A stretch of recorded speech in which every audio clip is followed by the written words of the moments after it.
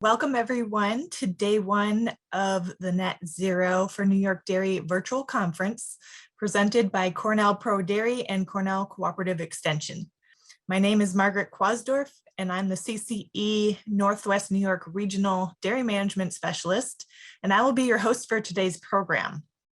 Dr. Sara Place is the Technical Consultant in Sustainability at Elanco, and she'll be speaking to us today about consumer trends and industry sustainability. Thanks for being with us today, Dr. Place. And if you are ready to go, please go ahead. All right, thank you very much for the introduction, and hopefully you all can see my slides fine, and I'll get started. So the title of this is about consumer trends, and I'll speak to this just a little bit. I'm definitely not an expert in that area, but just kind of speak to the broader issues that are driving this whole conversation around sustainability in general, and especially around this topic of climate change and dairy production that we've already heard a lot about from our great speakers earlier, from Karen and from Frank.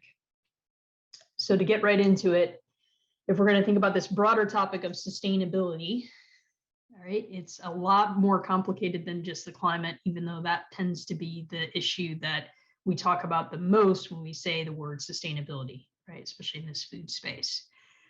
So one way to think about it is that we have multiple areas that we're trying to balance at once in a system, right? And we're also trying to take that long-term focus. This is that classic definition from the UN of sustainable development, which is about meeting the needs of the present without sacrificing the ability of future generations to meet their own needs. So we can think about that component of sustainability. But the other part of it is that we're trying to balance three main domains, basically the environment, of which carbon footprints, environmental footprints, greenhouse gas emissions is a component of it, and also economic and social issues, right? So what's on the slide here is just a very small sampling, right? We could list a greater number of issues than just these issues listed here, but this is some of the things that we're trying to balance all at once. And sometimes those things are trade-offs, right? And that's the reality, that we can't always have our cake and eat it too, right? That we have to have these real discussions about trade-offs in certain domains and areas, right? Sometimes there's a lot of good synergies, as has been referenced earlier, about as we become more efficient, we've driven down our carbon footprint in beef production, or beef and dairy production largely. But right, that's not always the case, right? There are at times where the cost of mitigating emissions, right, needs to be footed by things other than just saving on input costs, if that makes sense. So one way to sum this up is those questions on the side, right? Basically, the questions that society is asking and why we're having so much interest in this topic is people are asking, you know, what should we be eating, right? How should food be grown? Can beef and dairy be a part of a sustainable diet? And basically, anytime we ask questions where we use the word should, right, it's definitely not a perfectly objective conversation. It's full of value judgments. So there's not going to be one single answer. People are going to put different weights on these different aspects of sustainability. And so that's another key thing to recognize, is that there is no single answer to any of this. We're going to have to balance all those different competing interests and provide different choices for different people that have different priorities, if that makes sense.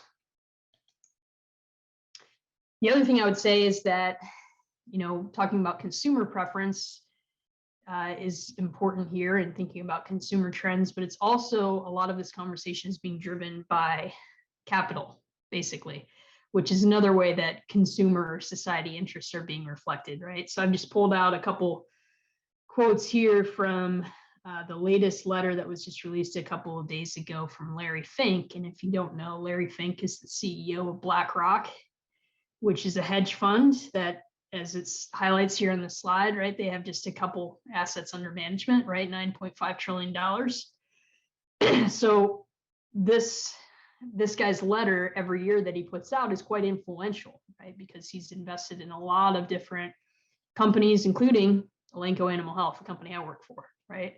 BlackRock is one of our investors. And so for publicly traded companies, for the investors and for those companies themselves, the expectations that are out there from investors and other stakeholders is increasingly important, right? It always has been, but it's increasingly important now. And the types of questions that folks are asking are increasingly around this entire space of sustainability, or in the investment world, what's called ESG, which is environment, social governance. And so this latest letter that Mr. Fink put out, right, was titled The Power of Capitalism. And you can see this one quote here in pink, right? We focus on sustainability not because we're environmentalists, but because we're capitalists, right? And fiduciaries to our clients. So that's that overwhelming perspective. And I pulled out this other quote, which I think is relevant to this whole discussion, which is basically framing it as, you know, what are you going to do to change your business, to disrupt your business? This is framed on the slide here around the energy transition, but it's all about greenhouse gas emissions and climate and this whole concept of net zero, right? So a lot of these investment bankers, right, they have a lot of influence on your access to capital, on decisions that get made in companies. Guaranteed, Larry Fink does not know or understand anything about, say, enteric methane, but that doesn't matter, right? These things kind of roll downhill, and there's going to be expectations of how do we measure and make progress on different KPIs, key performance indicators, that are relevant in portfolios of banks and others. So again, just to highlight that, a lot of this interest is actually coming from the investment community, or activist investors that take over public companies and then start asking these questions. So this was also referenced by Karen. A lot of the dairy alternatives out there are using sustainability as how they're marketing their products, right? And I just pulled this one as one example, Perfect Day Foods. So this is an example of one of these companies just trying to use microbial fermentation to replicate milk proteins, right? They have a whey protein product. So they say they're going to produce this protein, or they have produced the protein without the cow, right? And as I pulled out the screenshot, this is just from their website, and what they position it as of getting rid of the cow gets rid of all of these quote unquote downsides of industrial farming, right? Listing out antibiotic use, environmental issues, right? Again, this is exactly how these products are being marketed. And that tends to be younger consumers, right? Consumers that are concerned about environment, concerned about animal welfare, right? Is who these products are being marketed to. So obviously, I would say the kind of underlying fundamental argument that is a part of this, that is inherent, is the idea that, well, animal agriculture obviously cannot prove enough. So therefore, we need to reduce animal agriculture. That's our solution to a sustainable future, right? Basically, that is the core argument that a lot of these alternatives are putting forward. And so it may be a little stark, but I think this is the simple reality of how to frame a lot of this stuff up, right? We can either achieve progress on the supply side and demonstrate that progress and verify that progress in ways that are relevant to consumers, relevant to all these different groups that are asking these questions in society, or people will demand changes that impact the demand side. And so, as Frank mentioned right at the end, right, the reality is we're not going to be able to eat our way out of climate change, but that's not going to stop people from trying to push this narrative, right? And so again, a simplification, but we can think about it on either side of the equation. What are the things that we need to do to answer those questions, to drive a positive feedback loop for positive change on things like greenhouse gas emissions, right? In ways that hopefully don't sacrifice all the other positive benefits of the industry, don't ignore economic viability and all these other aspects.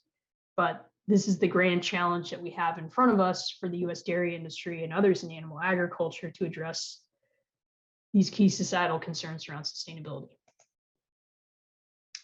So, topic of the day is net zero and talking about greenhouse gas emissions. And I know you've seen some of this type of information already from the prior speakers, but I do want to emphasize just the overall trends and look at the data that we have for the US dairy industry that comes from the US EPA.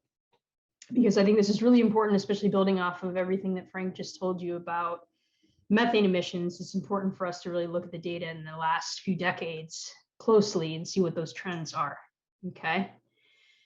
So what we're looking at here, there's a lot happening on this slide, just to set it up. These are trends in direct greenhouse gas emissions from dairy cattle in the US.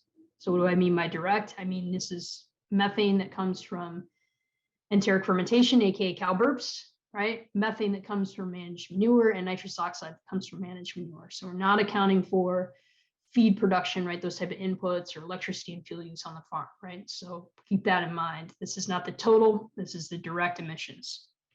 So on the left-hand side, y-axis, on the vertical axis, we got million metric tons of CO2 equivalents, and then those three different buckets of emissions that I just mentioned, right? Basically, enteric fermentation is that blue piece.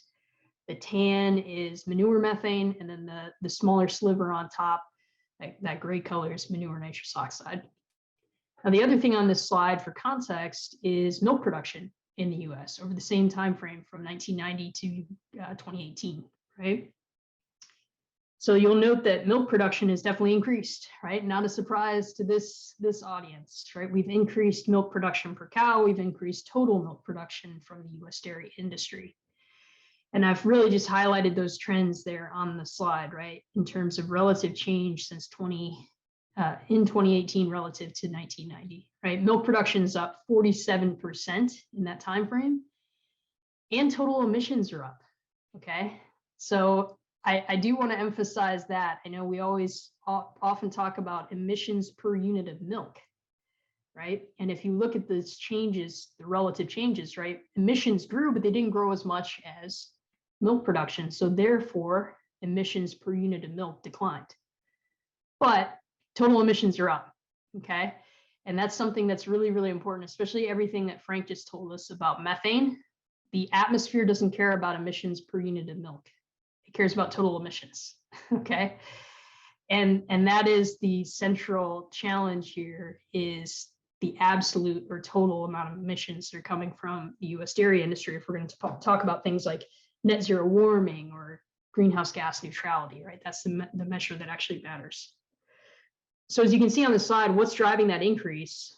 Manure methane, right? And Frank made a passing reference to this. Basically what's happened and what is accounted for in the EPA inventory and how these folks model this is the switch that's taken place over time since 1990 of consolidation in the US dairy industry, increasing herd sizes, and the reality of water quality regulations where we are putting in more permanent manure storage so we can better regulate manure applications, right? We're not daily spreading as much in the US. So that has water quality benefits. However, if we're storing manure in liquid systems and in uncovered anaerobic lagoons, as was mentioned, that means more methane. So that's a clear example of a trade-off. Things that we've done that are good to protect water quality have likely had a trade-off of increasing methane emissions from the US dairy industry. And so really that is where the big increases come from. Enteric methane emissions are actually slightly up. And I think there was a question in the chat, which was an intuitive one, right? Aren't animals bigger? Don't they eat more? And that's the reality, right? Enteric methane is very tightly tied to total dry matter intake of an animal. So as our cows, we have fewer cows. We've had a pretty steady amount of cows in the US, especially the last 20 years, even that slight kind of tick up to about 9.4 million, a little bit down this year. But each one of those cows, right, she makes more milk. She's incredibly productive, but she also eats more feed. And so she emits more methane per animal, right? So even though the total animal numbers is important, when we think about enteric methane, it doesn't tell us the whole story because that doesn't tell you methane per animal and how that changes over time as well. So again, I just wanted to spend some time on this because these are the official government data, right? This is where we're at in terms of our direct emissions from the US dairy industry, okay? So this was already referenced before too, right? Karen mentioned the life cycle assessment that was done by the US dairy industry by Greg Toma and others about a decade ago now. And this gives us a bit more insight into other emission sources, right? So that prior slide, as I said, that's just direct emissions. What about everything else, right? So this is a way to think about the whole life cycle of emissions that come from the US dairy industry.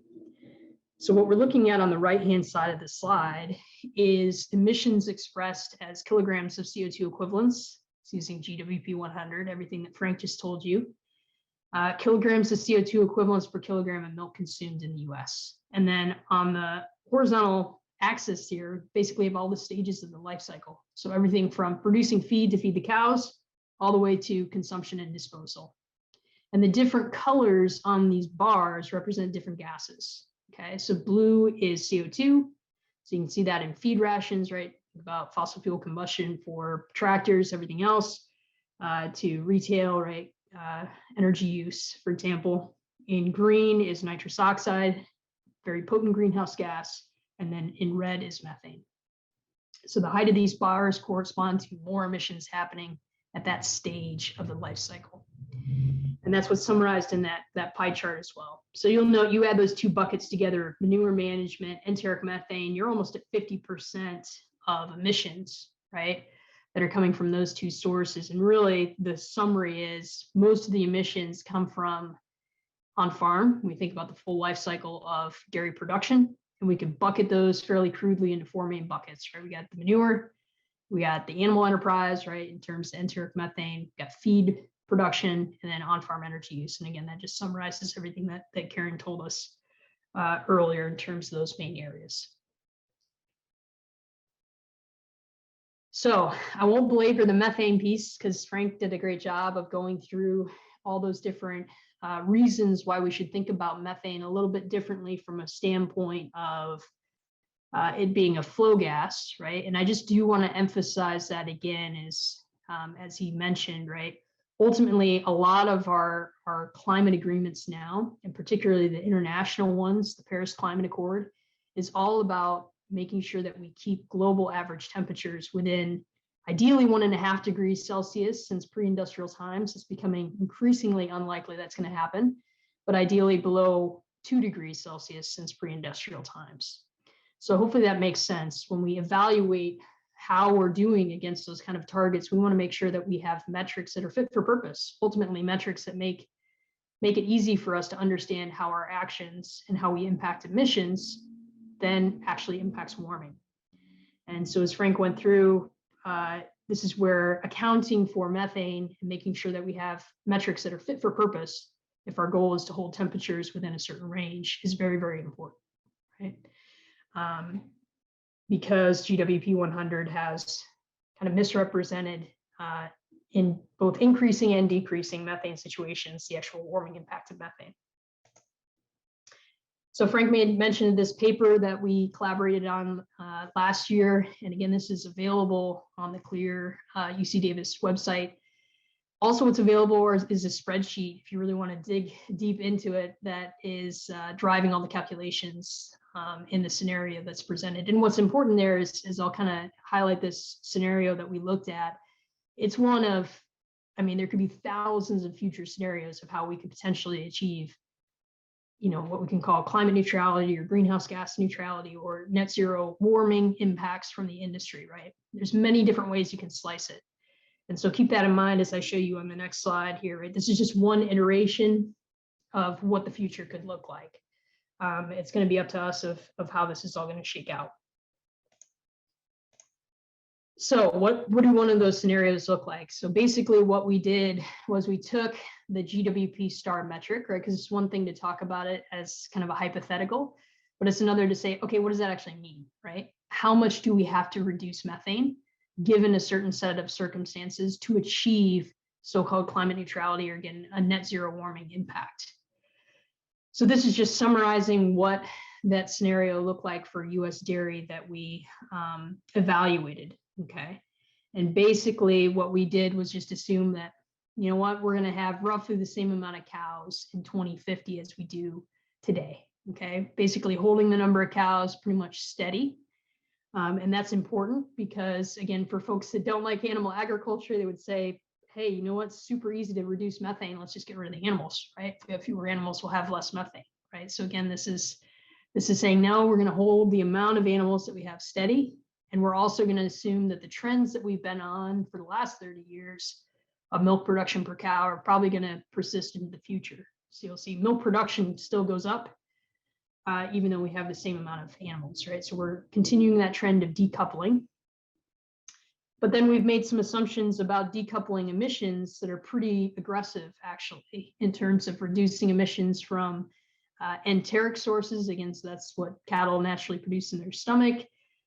to manure emissions, right? And we have this line here that's kind of a catch-all category, indirect emissions. So read that as feed production, energy use, the category that includes all those different things. So you'll note across the board, we're assuming fairly steep reductions in total emissions. So think back to that chart I showed you, not just emissions per unit of milk, total emissions that we're reducing here, okay? The carbon footprint of milk in this situation goes down by almost 50%. And total emissions, that last line, goes down by 23%, okay? And this is total emissions as CO2 equivalents. So this is using GWP 100. And I know this can be a little confusing, but the main takeaway here is that when we get to this point, actually before 2050 in this scenario, by 2041, the US dairy industry will achieve no additional warming impacts from its activities, right? Until that point, it will still contribute to warming. But if we did all these things by 2041, we would achieve no additional warming. And methane emissions do not have to be zero to have zero climate impact. I guess if there's one thing you take away from all this discussion of methane, that's the key thing to know and understand. When we talk about net zero for dairy or net zero for any part of agriculture, it's not the same as fossil fuels, where CO2 emissions have to be zero to have net CO2 emissions have to be zero to have zero climate impact. Methane emissions do not have to be zero to have zero climate impact. That's the simplest way to try to sum all that atmospheric chemistry, if you will, up. So again, as I mentioned, way more details in that paper. I anticipated that Frank was going to speak a lot about methane, so I didn't really want to go too much into it in terms of the science of that. But just think about this from a broader perspective of, again, what does it actually take to achieve this? And I do want to highlight this again, is this won't just happen via inertia, if you will, or the trends that we're on. Because again, remember back to the EPA inventory, what's happened to actually emissions? They've actually gone up, right? Methane emissions have gone up. So we need to reduce emissions, not just per pound of milk, but also per head. And so that means we're going to need new innovations to actually help us achieve that, if that is the goal, right? So I've just listed some very broad categories, right? One is genetics, which I think is definitely an intriguing option as we learn more about methane emissions, and not just from a standpoint of, as I mentioned earlier, methane emissions are very tightly tied to feed intake. So there's obviously been research out there of looking at animals that are more feed efficient and the implications that may have for methane emissions because of that feed efficiency. But there's also been research in other ruminant species around the world that would indicate that also methane emissions, independent of feed intake, are heritable. Not highly heritable, but lowly heritable in a fashion that over the course of several generation intervals, we ought to be able to move the mean, if you will, of methane emissions per animal. So that's an intriguing option for us to reduce methane emissions in a way that's basically permanent via genetic selection. And we're talking there on the order of magnitude, probably like 10-15% per head, right? To give you an idea. There's obviously a lot of other feed additives, things that are, especially the ones that are more promising, is still not available in the US in terms of different molecules that are out there to mitigate methane emissions. Some of them specifically that have a bigger effect are targeting basically metabolic pathways in the rumen of methanogens to inhibit methane production. And I put in here other innovations, right? There's always kind of been this last 20 years, I'd say, this idea of could we develop a vaccine? That one is, I would say, tricky, right? Because basically with a vaccine, you'd have to elicit enough of an antibody response. The animal would emit or produce saliva that would actually inhibit methanogens in the rumen, right? So that one is still more hypothetical in terms of its ability, but again, that's some of the research that's been done out there. So another way to think about this, and I know there was a question on this too, of, what about the economics of this? It's going to be something that gets forced on producers. And this is more of my soapbox of it, of just thinking about how do we make sure that if dairy farmers go through this effort of reducing emissions and basically creating a new asset, AKA a carbon reduction asset, right? A metric ton of CO2 equivalent abatement. How do we make sure that they get compensated fairly for that in the marketplace? And I think that's going to be incredibly important. I would hope we don't end up in a place where some of these things are just mandated, right? Because then the farmer is basically producing something new for the world and not getting compensated for it, right? So that's, again, my soapbox of we need to make sure that we develop mechanisms in the marketplace to capture this value at the farm level as well. So I know there's a lot happening on this slide here, but this is just one way to think about it. Very high level, back the envelope math, okay? And if we think about the total enteric methane in this first row that is emitted by these different types of cattle in the US, we can think about that as, you know what, that's the total amount of mitigation potential. We can't make those numbers zero, but if we can reduce those numbers, what is the economic value of that in terms of the carbon value? So I've just made some, again, very broad assumptions here. What if we have interventions, again, feed additives, genetic interventions that we can implement and affect 70% of the methane in each one of these categories? We achieve these reductions in the third row in terms of reductions of methane per head. What does that mean if we value that reduction at $40 a ton, right? So again, these are very back of the envelope numbers, but just something to think about in terms of if we get to that point, how do we start generating more value, right? And this is something that's already happening in carbon offset markets for manure methane, right? And biogas digesters. And of course, there's also the renewable biogas market that's also supporting that. But this is truly just thinking about the carbon reduction value. What is that worth, right? So it's a very big number on the far right-hand bottom side, right? 1.5 billion at $40 a ton. But again, that's kind of the total pie that's available out there. And again, it's how do we come up with the technical solutions to actually achieve these reductions? Perhaps more importantly is the socioeconomic marketplace to facilitate driving technical change, right? And I think those dollars at the end of it is what's going to really, really matter, and making sure that we can facilitate those marketplaces in real ways. So if we think about climate neutrality, and again, we have these societal expectations, investor expectations to do better, right? Even though people aren't really sure where we currently are, but this expectation to do better, we had to pay attention to things more than just methane, right? From either manure or enteric methane. We also had to think about reducing other emissions, right? And this is a part of the challenge, is how do we reduce emissions from feed production? And as Karen mentioned, right, there's some work going on there. And I think that's an area that we have a lot more to learn in terms of making sure that we're accounting for greenhouse gas emissions at the field level in the right way, and understanding what interventions are actually possible, especially for things like soil nitrous oxide emissions, just because it's really hard to measure.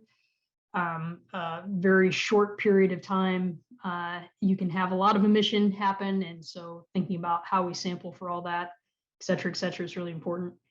Carbon sequestration is always put out there as a real potential benefit, but there's a lot of questions still about how do we measure that? How do you best influence that? And I've put in here kind of this consideration one, right? And this is back to the economics of it, is for carbon markets, there's a lot of considerations. One on carbon sequestration, if you're somebody that's been doing a good job for a long time, your soil organic matter, your carbon content is already higher than average.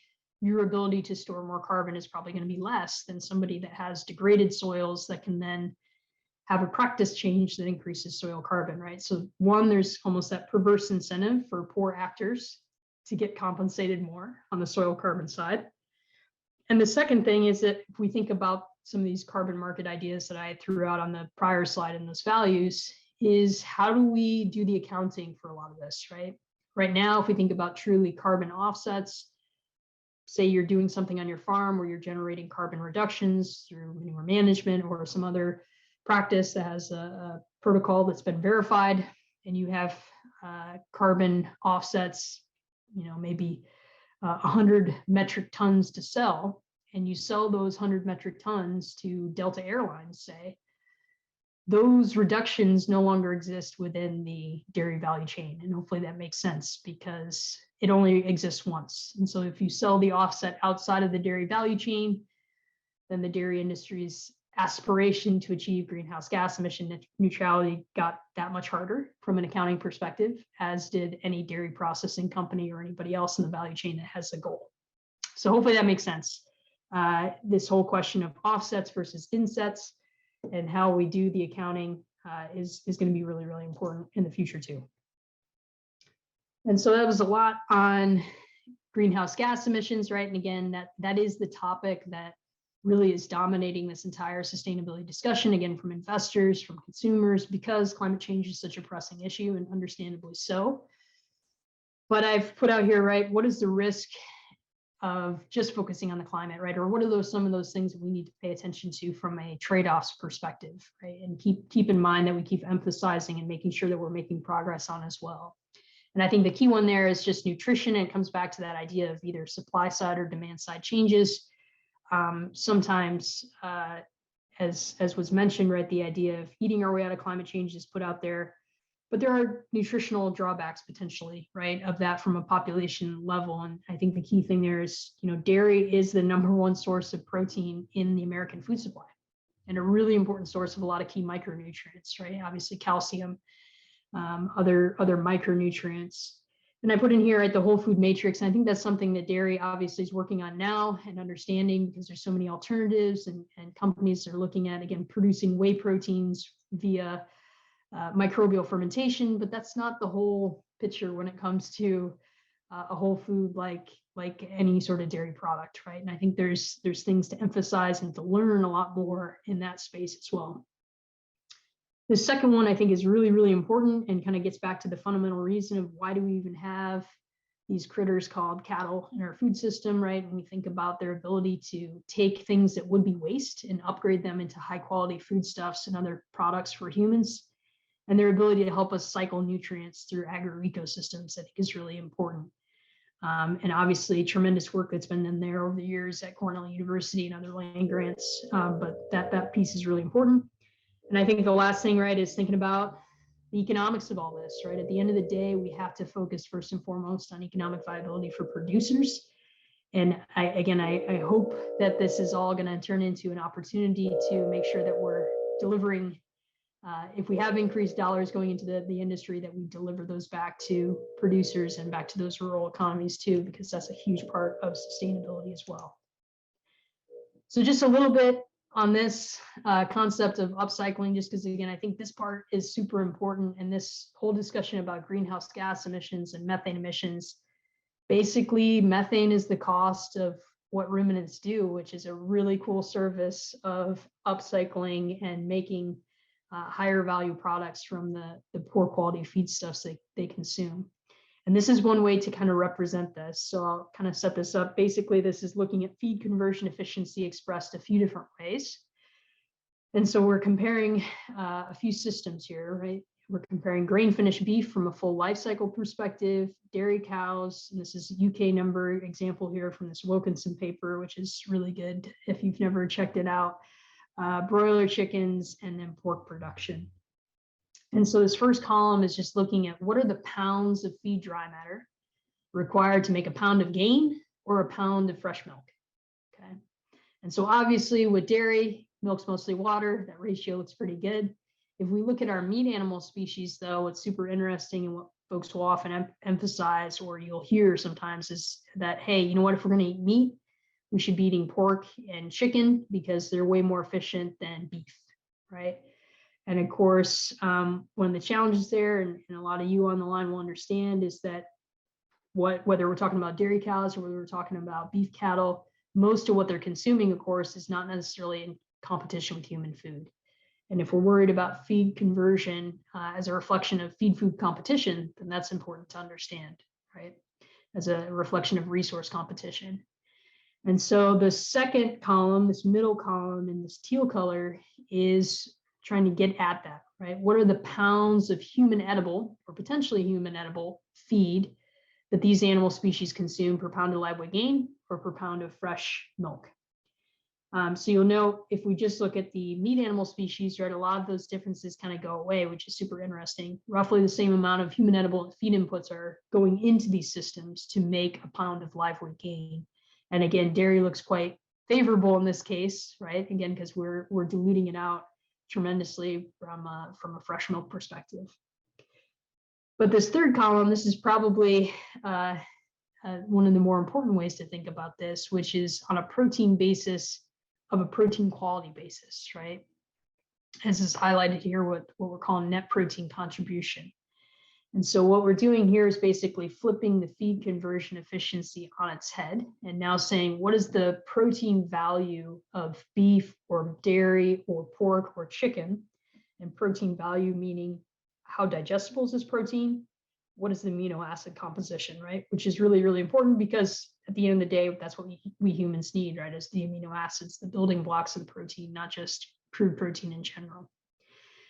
So if we think about it that way, what is the protein value of the animal product? Oh, and that is over the protein value of the human edible feed inputs that go into these systems, right? So in this case, a higher number is better. Above 1, as is indicated on the slide, actually means that we're making more high quality protein than we're using in the system, okay? So you'll know both beef and dairy are well above 1. So what does that mean? It means that the cattle industries are producing more high quality protein than they're using. They're generating protein for the human food supply that does not exist without them, right? And again, you can think about it, the cost of that is, well, they're ruminants. So yeah, they produce methane gas, but that's an incredible trade-off in terms of they truly are generating more high quality protein, a nutrient dense protein for human consumption when they're doing that. This is not a knock against pigs or chickens. Obviously, they're like us, right? They're monogastric omnivores. They have to eat more high quality protein. They eat more soybean meal and other products, and that actually drives down that ratio for them. However, most people would agree they rather eat bacon than a corn soy mixture, right? So there's other huge values there for those animals as well. But again, this is just an illustration of the value of ruminants. It's also an illustration of what I reminded you on that very first slide. Sustainability is not perfectly objective. And this is a great example of we can express one item, feed conversion efficiency, 3 different ways. It's all correct, but you get 3 different answers, right? Depending on what you value as most important. And finally, kind of another way to sum this all up, right, or think about this, and especially in this conversation about alternatives, is just reminding people of all the interconnections in our food system, right? None of these things are either or. And I think we can highlight this with an example of taking through breakfast beverages, right? That for lay people, that if they go to the grocery store, they may not be thinking about the story behind how all these things are produced, or the fact that a lot of the products they buy are actually interconnected in the food system. But we can think about this of, 3 products that are probably coming out of the state of California, right? Orange juice, almond milk, and cow's milk. And I put in here kind of tongue in cheek, right? The original plant-based milk. And if we think about how these things get produced, right? From an orange juice and an almond milk perspective, there are going to be a lot of byproducts, including almond hulls and citrus pulp, right? That get produced in the production of those beverages for people.